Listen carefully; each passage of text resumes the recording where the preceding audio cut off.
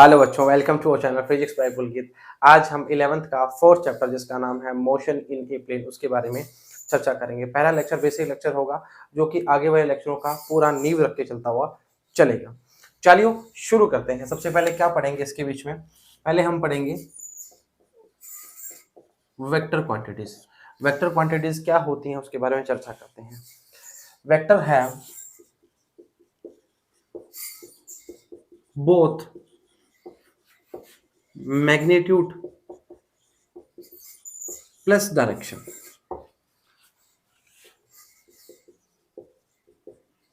इसको बोलते हैं परिमाण। अब सुनिए जी, ऐसी क्वांटिटी जिसके पास डायरेक्शन का भी नॉलेज हो और उसका कुछ मैग्नीट्यूड हो। जैसे मैंने बोला, एग्जांपल के तौर पे मैंने बोला displacement, velocity, force and momentum etcetera. ये जो सारी क्वांटिटी हैं, अगर आपको डायरेक्शन का नॉलेज नहीं होगा तो वो क्या कहलाएंगी? वेक्टर क्वांटिटी नहीं कहलाएंगी। मतलब डायरेक्शन के बिना इसको हम नहीं बता सकते।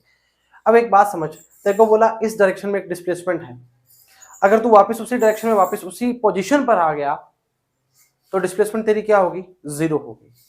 मतलब डायरेक्शन का नॉलेज होना जरूरी है डिस्प्लेसमेंट के लिए। और वेलोसिटी डिस्प्लेसमेंट अपॉन टाइम से बनता है। अगर मैंने बोला फोर्स की बात करूं तो आप बोलोगे ये फुटबॉल है, मान लो यहां इस फुटबॉल को यहां तक पहुंचाना है, तो आप इसको इस डायरेक्शन में फोर्स लगाओगे और कितना फोर्स लगाओगे ये आप पे डिपेंड करता है। परिमाण का मतलब कितना फोर्स लगाना है, 2 न्यूटन, 3 न्यूटन, 4 न्यूटन, 5 न्यूटन। पता नहीं हुआ था ऐसे ठुल्ला मार दोगे क्या? नहीं मार सकते भाई। कहने का मतलब क्या है कि इस बॉल के लिए डायरेक्शन की आवश्यकता रहेगी और कितनी डायरेक्शन, कितना फोर्स लगाना है उसकी आवश्यकता रहेगी। न्यूटन इसकी यूनिट होती है। सही समझ मान लो। ये क्या होता है? वेक्टर क्वांटिटी, जिसको मैग्नीट्यूड प्लस डायरेक्शन की आवश्यकता होती है। Displacement, velocity, force, momentum etcetera और भी आते रहेंगे, चैप्टर के साथ चलते रहेंगे। समझ मानते हो? वेक्टर क्वांटिटी समझ मानते हो?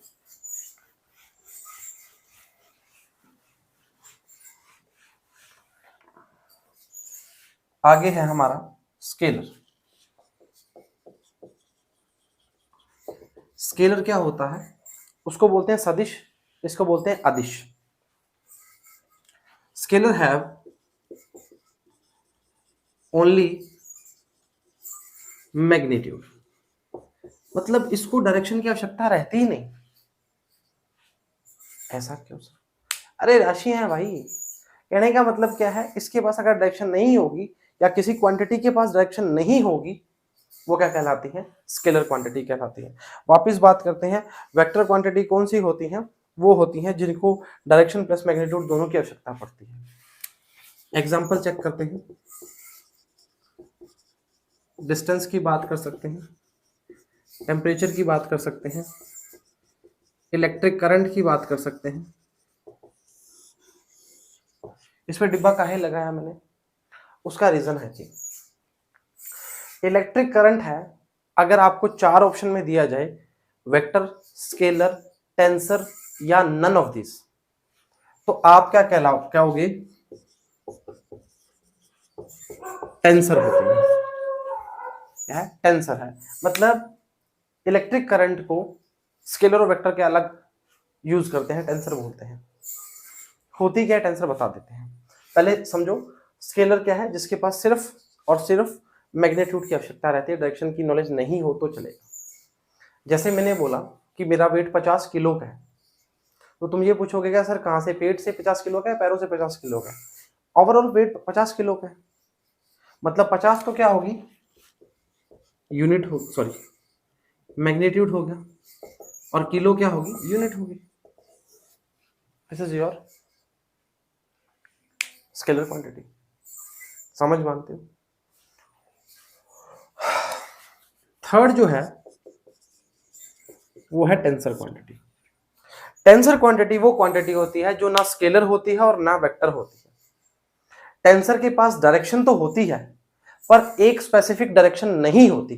जैसे मैंने आपको बोला फुटबॉल थी, उसको हमने ठुड्डा मारा, उधर आगे जाएगी।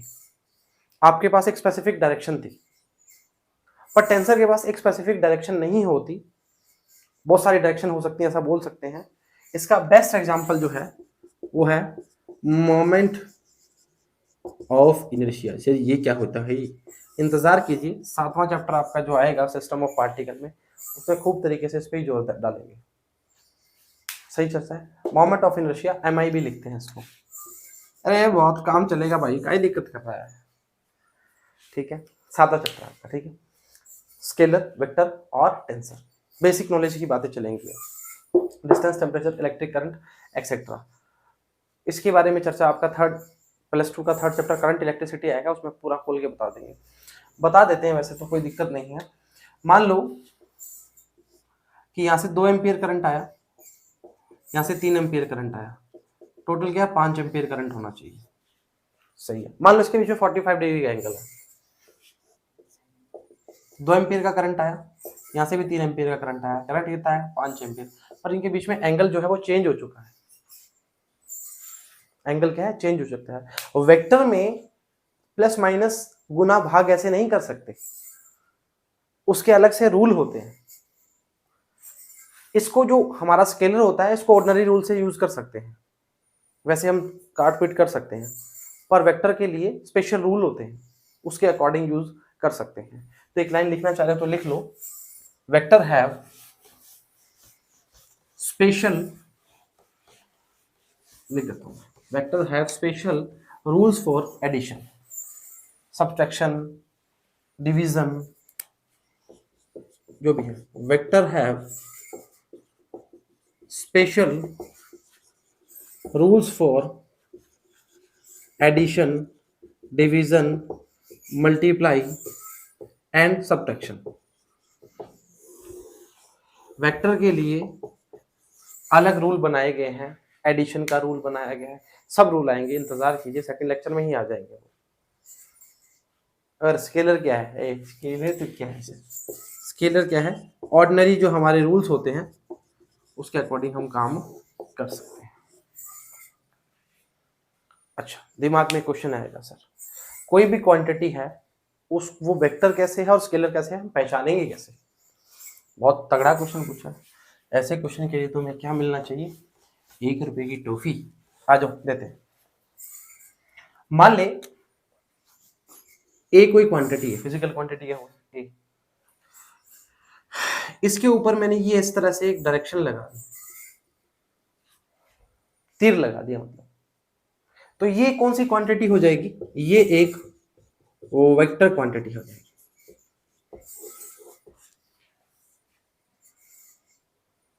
वापस बोल रहा हूं, वेक्टर क्वांटिटी के ऊपर जो भी आपको यूनिट मिलेगी, मतलब सॉरी आपको मिलेंगे, डिस्प्लेसमेंट मिला तो उसके ऊपर ये साइन लगा होगा, तो उसको क्या बोलते हैं, एक वेक्टर क्वांटिटी का साइन है। मतलब कोई भी है, ऐसा नहीं है ए ले लो, अगर आप बी लेते हो, बी के ऊपर वेक्टर लगा है, सी के ऊपर वेक्टर लगा है, डी के ऊपर वेक्टर लगा है, तो सारी क्वांटिटी क्या है, वेक्टर क्वांटिटी। डायरेक्शन की बात, सही चर्चा है, कहानी खत्म हो जाएगी, कोई ट्विस्ट लेके नहीं आओगे। चलो ठीक है, हटा दें। अभी हेड टेल की बात कर लेंगे, हेड किसको बोलते हैं, आगे वाले पार्ट को हेड, पीछे वाले पार्ट को टेल बोलते हैं। सिर पूंछ की बात करना स्टार्ट करेंगे, अभी नहीं करेंगे, वो सेकंड लेक्चर में करेंगे, उसको खोल के बता देंगे। अभी तो बेसिक नॉलेज ले लो ताकि काम बनना स्टार्ट हो। अच्छा जी, अब 2 वेक्टर की मैं बात करने वाला हूं, एक तो है पोजीशन वेक्टर।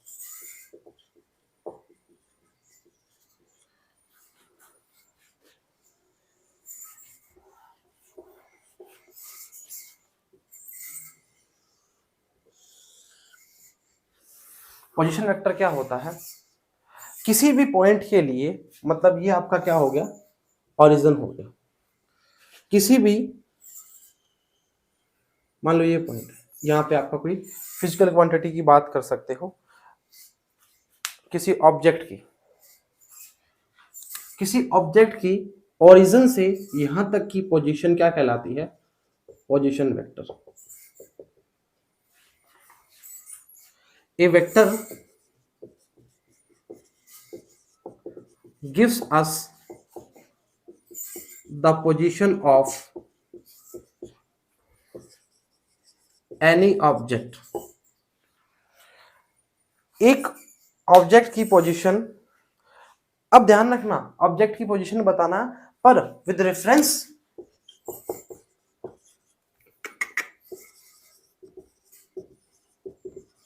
अरे समझ यार भाई, तेरे पास और कोई जरिया नहीं है पोजीशन नापने का, सिर्फ और सिर्फ तेरे पास काम रहेगा वो ओरिजिन से काम करना स्टार्ट करेगा। मतलब ये तेरा इनिशियल पॉइंट रहेगा, ये तेरा घर है। सर ओ पे तो घर है ही नहीं हमारा। अरे कहने का मतलब उसका नाम याद कर लो तो तुम्हें याद हो जाएगा। तो यहां पर उसका घर है, यहां से तुमने चलना है, तो यहां से तुम्हारा क्या है, डेस्टिनेशन स्टार्ट होगा किसी भी ऑब्जेक्ट के लिए। समझ मानते हो? चलो ठीक। मैंने दूसरा नाम लिया था डिस्प्लेसमेंट वेक्टर का। डिस्प्लेसमेंट वेक्टर कुछ भी नहीं है। मान ले यहां उसके घर से चला, यहां तक पहुंच गया, ये तेरा t बराबर 0 का समय। फिर तूने क्या किया, तू यहां पर आ गया,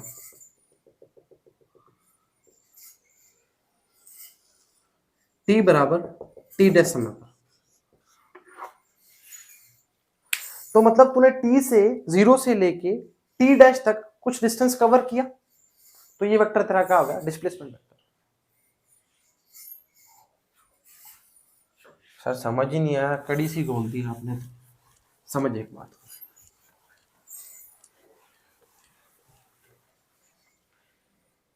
देख पोजीशन का मतलब क्या हो गया, तेरा रेफरेंस जो होगा वो ओरिजिन से स्टार्ट हुआ किसी भी ऑब्जेक्ट के लिए। मान ले तो यहां की वजह यहां दिखता है, तो पर स्टार्ट कहां से करेगा, ओरिजिन से करेगा। मतलब रेफरेंस क्या है, ओरिजिन है उसका। अब तो t0 से लेकर यहां पर पहुंच गया, तो तूने कुछ डिस्प्लेसमेंट करा। अरे यार काय दिक्कत कर रहा है, यहां से चला यहां तक पहुंच गया, कुछ डिस्प्लेसमेंट किया, तो ये क्या है, तेरा डिस्प्लेसमेंट वेक्टर है। अब इसके अलावा तो कुछ भी नहीं है, फील लेते हो तो लेते रहो, कोई दिक्कत नहीं है।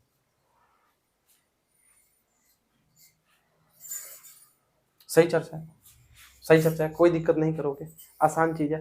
मतलब इसे बोल सकते हैं वेक्टर हाउ मच कितना चला है, यहां से लेकर यहां तक कितना चला है, कितना डिस्प्लेस्ड हुआ है, वो क्या उसका डिस्प्लेसमेंट वेक्टर है।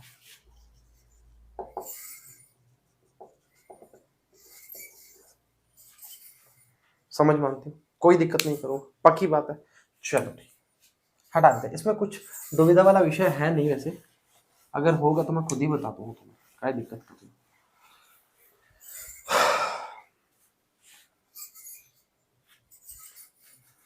आ जाओ जी, आओ जी।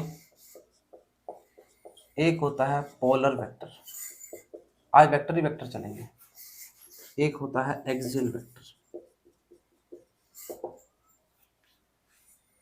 अच्छा तूने वो बात सुनी है क्या कि एक ट्रांसलेटरी मोशन की बात करते हैं, एक रोटेशन मोशन की बात करते हैं, ये तो सुना ही होगा, इसमें तो क्या दिक्कत, नहीं सुना सुन ले आज। सर सुन लिया, एक ट्रांसलेटरी, ऐसे छोटा और लिख नहीं सकते थे क्या हम? अरे लिख सकते थे पर हमने लिखा नहीं। पोलर वेक्टर वो वेक्टर होते हैं जिसके लिए हम किसी भी स्ट्रेट पॉइंट की बात करना स्टार्ट करते हैं। वापस बोल रहा हूं, पोलर वेक्टर वो वेक्टर होते हैं, ए पॉइंट ऑफ एप्लीकेशन बोल सकते हो, ए पॉइंट ऑफ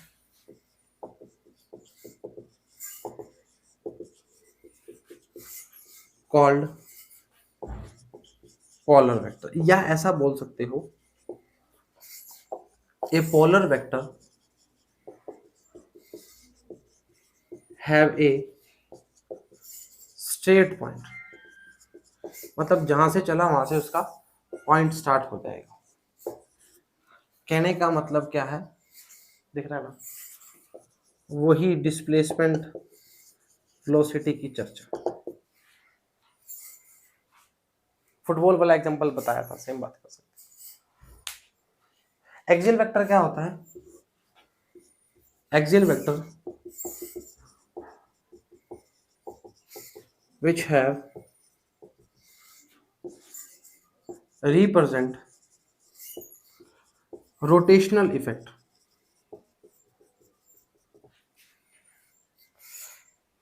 जैसे angular momentum, angular velocity, torque, sorry, ये सब चर्चा दिखाएगा कौन? एक्सियल वेक्टर का काम होगा। इसके लिए आप ये बोल सकते हो कि आपने एक रस्सी बांध ली और घुमाना स्टार्ट कर दिया, इसके पास एक एक्सिस होती है, उसके अराउंड वो घूमना स्टार्ट करेगा। आप समझ इस चीज को। तो ने रस्सी बांधी और घुमाना स्टार्ट किया इस तरह से, कचक कचक कचक कचक कचक। इसकी एक्सिस क्या है? 2 बना हुआ है और उसको घुमाया जा रहा है। वापस बोल रहा हूं, एक्सियल वेक्टर एक रोटेशन मोशन को बताता है। इसमें क्या है? एक एक्सिस होती है। इस एक्सिस मतलब मान ले इस एक्सिस के अकॉर्डिंग, यहाँ लिखो, देखिएगा, यहाँ लिखो, मान ले इस एक्सिस के अकॉर्डिंग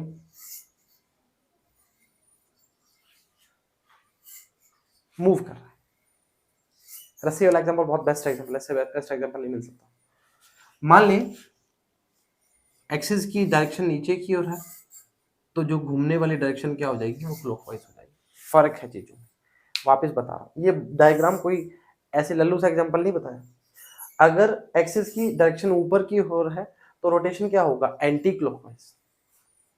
और अगर एक्सिस की डायरेक्शन नीचे की हो रहा है तो हम क्या बोलेंगे? क्लॉकवाइज की बात करना स्टार्ट करेंगे। लिख दूं क्या? नीचे की ओर। यार डायग्राम बड़ा ही छोटा बना है, चलो कोई नहीं, छोटे से बड़े से क्या फर्क पड़ता है? क्या पड़ता है? अरे दिख तो रहा है ना भाई।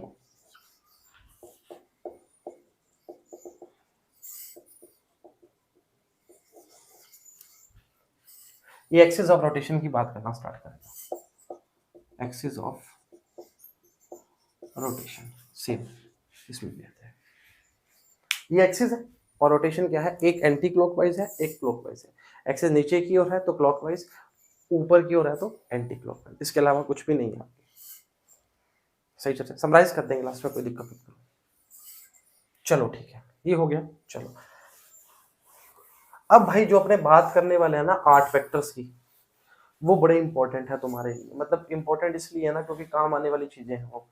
ये भी आती हैं वैसे, पर ये थोड़ा सा ना बेसिक नॉलेज के लिए अच्छा रहता है। ये 9वीं 10वीं में भी आते रहते हैं। हाँ 9वीं में आते हैं, सॉरी। चलो आ जाओ, एक सेकेंड हो जा भाई, मैं यहाँ लिखता हूँ पहले। सर्वप्रथम होता है इक्वल वेक्टर।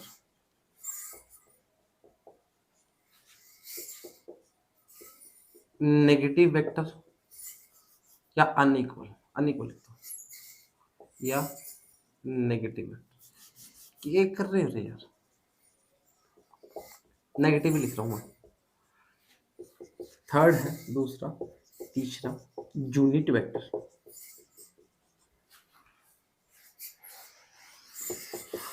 चौथा कोप्लेनर वेक्टर, पांचवा कोलिनियर वेक्टर, छठा कोइनिशियल वेक्टर, सातवां नल या जीरो वेक्टर, आठवां बेस वेक्टर। ले भाई, ये 8 को पढ़ लिया तो लाइफ जिंगा डाला, इसको समझ डाला तो लाइफ जिंगा डाला, ये होता है ना। चलो आओ मेरे संग। इक्वल वेक्टर, नेगेटिव वेक्टर, ये तो तुम्हें समझने की आवश्यकता ही नहीं है, इसमें तो क्या ही करोगे तुम। इक्वल वेक्टर क्या होते हैं? जो सेम होते हैं। सेम कैसे? आ जाओ, पहला है, समझ देखते हैं पहले। इक्वल वेक्टर क्या होते हैं? इक्वल वेक्टर क्या होते हैं? जो जिसकी डायरेक्शन और मैग्नीट्यूड दोनों बराबर हो, सेम हो। मतलब डायरेक्शन प्लस मैग्नीट्यूड सेम। कहने का मतलब 2 वेक्टर ले लिए तूने, ए और B, they have same direction and equal magnitude. खजब बात। This is your A vector, this is your B vector, they are in same direction, this is called your equal vector. इसके अलावा कुछ भी नहीं है इसमें.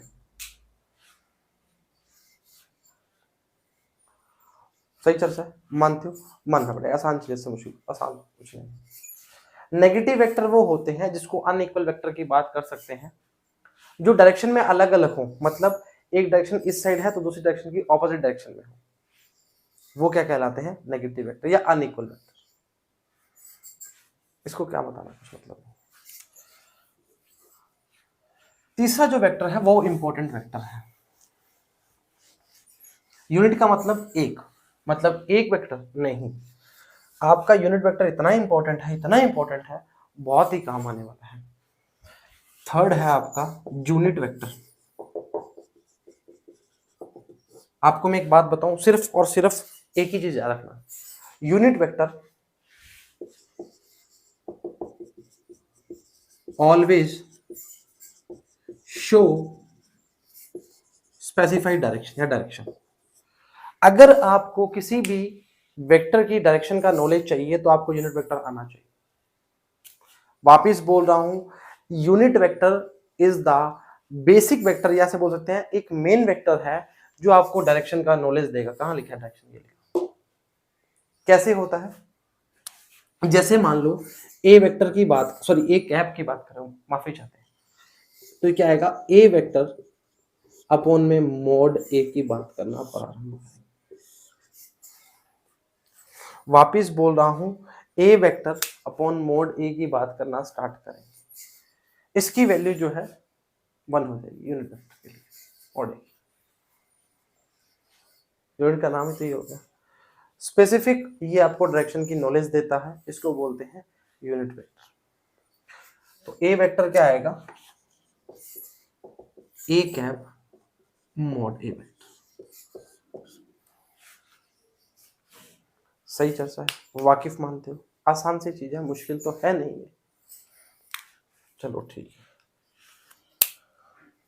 हटा दें. ये वेक्टर लगा लेना, लगाया नहीं तो, अगर वेक्टर नहीं लगाया तो उस पर लगा लेना, माफी चाहते हैं उसको. अच्छा, कोप्लेनर वेक्टर की बात करना चाहेंगे. कोप्लेनर मतलब एक ही, मतलब सेम प्लेन की बात करते हैं. जो कोप्लेनर क्या होते हैं? वेक्टर, कोई भी दो वेक्टर हैं, two vectors in same plane, मतलब एक ही प्लेन की बात करेंगे. आप प्लेन चेंज करते रहो, जैसे मैंने बोला ये दो प्लेनर वेक्टर हैं, इसकी, सॉरी एक सेकंड, अरे रुक जा रे, काहे दिक्कत कर रहा है ऐसे. ये दो वेक्टर हैं, इसकी प्लेन ये है, प्लेन हटा दी तो भी ये है, ये है, मतलब ये दो वेक्टर किसी भी डायरेक्शन में देख लो एक ही प्लेन में है, सेम प्लेन की बात करना चाहेंगे, उसको क्या बोलते हैं? कोप्लेनर वेक्टर की बात करना चाहेंगे. सही चर्चा है. कोलिनियर की बात करना स्टार्ट करते हैं. कोलिनियर का मतलब क्या होता है कि या तो सेम की बात कर सकते हैं, मतलब ऐसा बोल सकते हैं, या तो दोनों के बीच में, ए और बी के बीच में, ए वेक्टर और बी वेक्टर के बीच में एंगल की जो बात करोगे वो 0 डिग्री की करोगे, या एंगल की जो बात करोगे वो 180 डिग्री करोगे. अब मेरे को बताओ, जब 180 डिग्री की बात करना चाहोगे, क्या वो सेम डायरेक्शन में होंगे?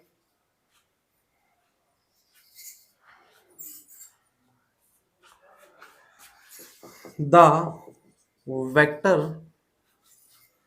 दे एक्ट अलोंग और ऑपोजिट. अभी तो ये सेम डायरेक्शन में हो रहे हैं.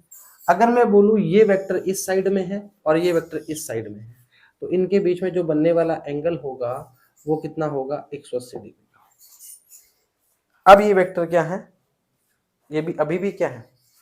अभी भी क्या है? ये कोलिनियर वेक्टर है. इस तरह अलग अलग मान लो ना, लो क्या दिक्कत कर रहे हो. सही चर्चा है, 5 तक क्लियर है. वापिस बोल दो, वेक्टर इनके बीच में एंगल या तो 0 हो चाहे 180 हो, ठीक है ठीक है। अरे काय दिक्कत कर रहे हो, छोटे छोटे टॉपिक। को इनिशियल वेक्टर का मतलब क्या हो गया कि एक ही रेफरेंस पॉइंट से स्टार्ट होते हैं। जैसे मैंने बोला ये इसका रेफरेंस पॉइंट ये है, A vector B vector C vector, A vector B vector C vector, मतलब इनका जो रेफरेंस है या ओरिजिन है जब पॉइंट है वो एक ही होना चाहिए। ए वेक्टर की बात करो, बी वेक्टर की बात करो, सी वेक्टर की बात करो, मतलब all vector have same initial point। इसके अलावा कुछ भी नहीं है, इसके अलावा तो सिर्फ तुम हो, मैं हूं और ये बोर्ड है। हाँ और उसकी यादें हैं, काय दिक्कत कर रही। चलो ठीक है सही चर्चा। चलो उसकी गली में मुझको जाना नहीं और हाल कैसा है ये बताना नहीं। सही चर्चा है। आओ भाई नल वेक्टर पूरा बताते हैं तो सुनाते हैं, क्या दिक्कत है। या जीरो वेक्टर,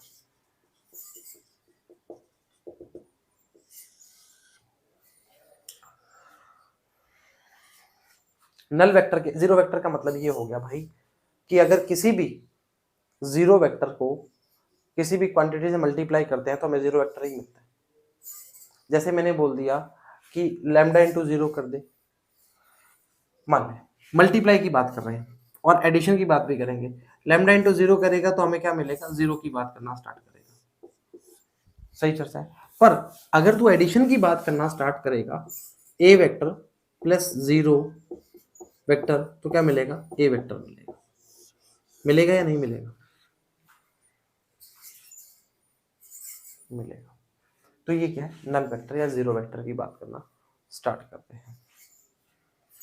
हटा दे, कोई दिक्कत थोड़ी है। लास्ट है बेस वेक्टर, इंपॉर्टेंट है भाई।